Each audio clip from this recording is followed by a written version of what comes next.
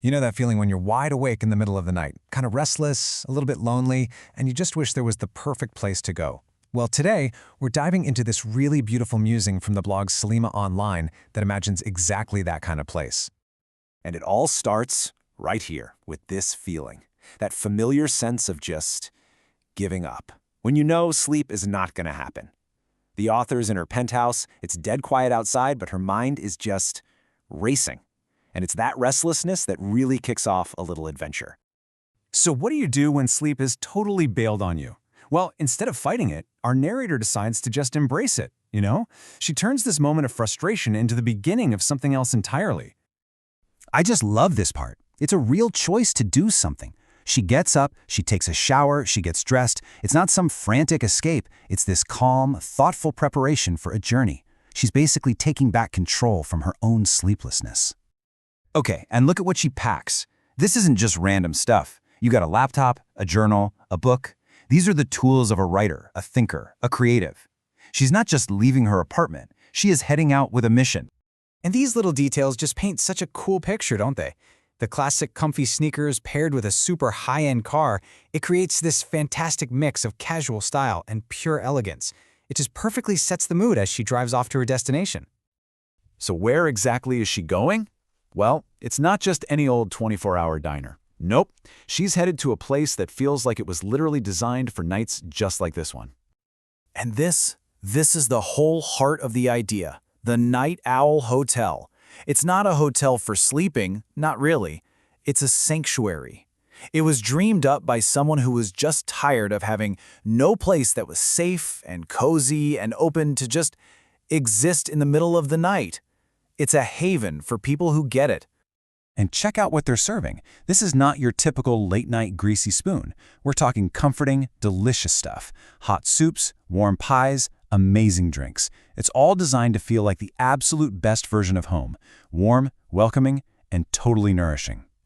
And of course, the setting is just as crucial as the concept. The hotel is right on the beach. Our narrator's favorite spot is this terrace where she can feel the cool night air and just stare out at the massive, endless ocean. It's a place built for big thoughts. But what really makes this place so special isn't just the food or the amazing view. It's the people and the really unique way they all come together by being apart. Oh, I just love this line. Vibrant and quiet all at once. It just perfectly nails the atmosphere. You've got people working on their laptops, maybe whispering to each other or just sitting in total silence. There's this hum of productive energy, but it's all wrapped in a blanket of complete peace. And this really gets to the core of it. The whole community is built on this beautiful paradox, shared solitude.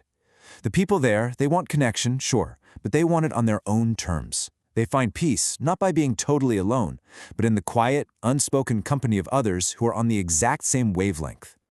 The whole environment is basically engineered for inspiration to strike.